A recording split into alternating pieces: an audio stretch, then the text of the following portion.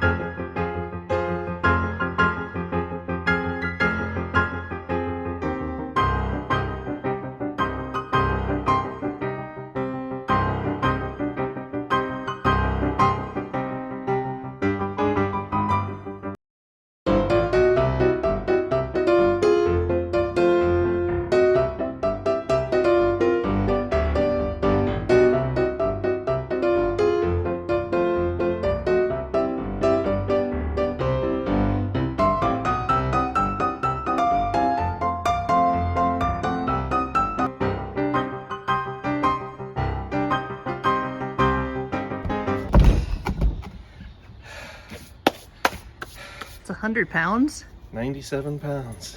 We got this from BIGGS, Oregon last year, and it was so big I didn't know how I was going to cut it apart because, you know, it doesn't fit in my saw. But fortunately, over the winter, it cracked apart in these nice little pieces. So I'm going to take a chisel and a hammer and we're going to see what's inside. BIGGS picture jasper is found only one place in the world, BIGGS, Oregon. The original vein was discovered in 1960 when the road crews were building a road, and this vein was uncovered when the road was widened right near BIGGS Junction.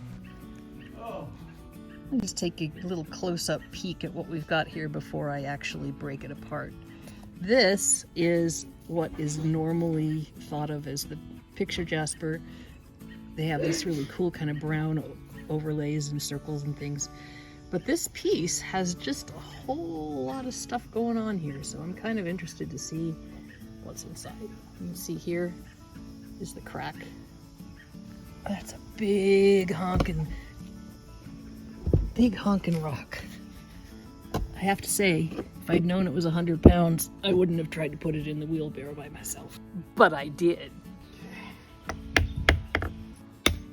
Ooh, look at the big piece coming off of there. Oh, goodness sakes. Oh, wow. Oh my gosh, look at that. Oh, that's going to be so great, Jim. Look at all those patterns there. It's kind of rotten on the inside, but still. Wow. Well, if it weren't rotten, I bet those cracks wouldn't have formed. That's true. It looks to me like water got in through there and froze and thawed and froze and thawed. Oh, look at that. That's going to be cracks. so great. Okay, well, let's break some more pieces off.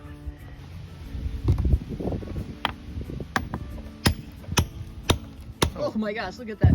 Wow, it's Just like cracking an egg. It's just like magic. Oh, this is going to be just great. Look at this stuff. It's actually powdery stuff that is wet. It's wet, so that's absolutely what happened, huh? Mm-hmm. Well, lucky for us, I guess.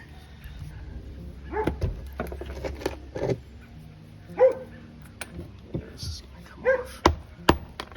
Well, that's just going to come right off. Let's turn it over, maybe. Oh, here we go. There's a crack right there. There we go. Let's see. I think this chunk here is going to come off too. Looks like there's a crack going down through there. Okay, perfect. But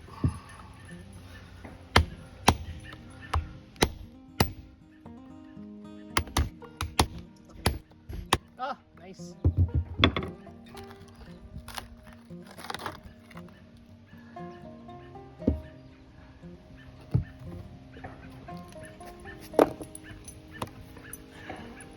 Oh, this is going to be so fun to cut. Yeah, look at this. It goes all the way through there. And the other side, it's going to split right here too. Nice. Okay, that's 1, 2, 3. It's many pieces now. Look how mighty you are. Okay, Like that's definitely gonna let me cut some stuff. Yeah. Hope that all doesn't shatter like that. This one? That piece probably needs to get cut in half or something.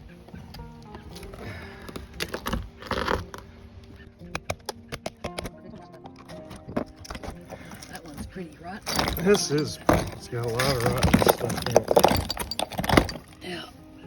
Still got some good stuff though. All right, well this is gonna be, it looks different now. A little bit. Thank you. You bet. Okay, I think we'll start with this one because except for the stuff on the outside there, it's pretty solid. And it looks like it might have some really nice patterns in it.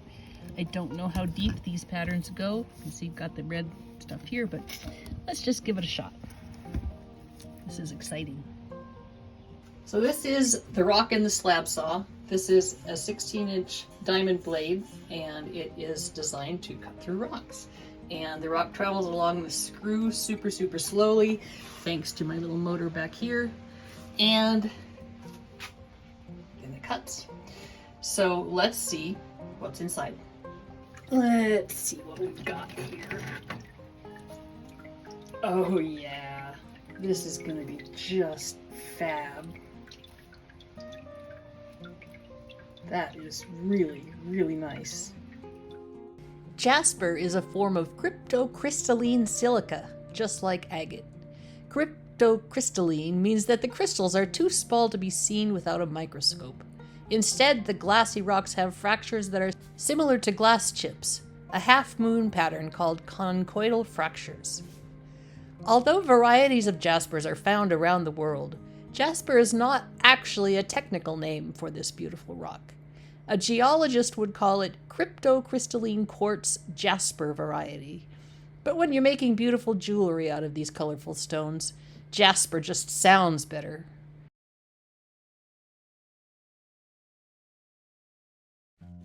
Jasper forms when mud or ash flows on either volcanic rock or limestone are cemented by high silica water, heat, and pressure. The mineral impurities in the mud or ash create the colors. In picture jasper, the layers of minerals have been moved about by volcanic action and compressed by pressure and high heat. Wind and water can also create patterns in the mud before it's fully solidified. BIGGS jasper in particular formed when hot molten lava flowed over low-lying marshes and swamps in the area, burying it under vast pillars of basalt. The area has two major basalt flows. The veins of picture jasper are cemented between them. Varying pressure flexed and twisted the rock, depositing bands of iron as limonite and creating amazing rosettes and landscapes. If you're enjoying this video, be sure and click the subscribe button. You can see there's quite a lot of kind of foggy stuff coming out of here. That is oil that has volatilized as it is being run through the saw. We just have a little bitty piece on this one so far. So skinny. Oregon is famous for several types of picture jasper. The vein at BIGGS Junction and nearby Deschutes, which is similar but harder and darker. In the east, the Owyhee Mountains have their own unique picture jasper. Picture jasper can be found in many parts of the American West, as well as Wales, Russia, Indonesia, and many other places around the world. I've decided after sitting here and pondering that the stuff that was so kind of soft and rotten on the inside is really just uncooked jasper. So it's kind of more sandstone The really light stuff is kind of more sandstone than jasper. So it's pretty and it has the same exact patterns, but it's not as hard and polishable as the jasper is. So we got some that is hard jasper and some that is just kind of this grainy sandstone stuff. Interesting. See, this right here is one of the first pieces that I cut, and it is so hard that the saw marks have kind of made it shiny just with the saw. So obviously some of it is very polishable and some of it is only kind of polishable. All right, this one looks pretty solid. It's pretty heavy. It doesn't have that real light colored stuff that was in some of that rotten center. And so I'm gonna give it a shot. See what's inside.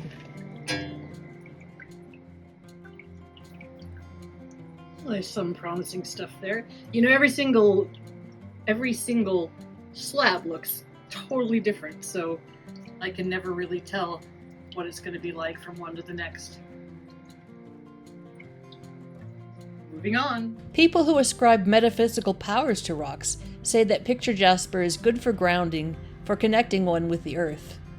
With its scenic landscapes and beautiful earth tone colors, that doesn't seem unreasonable.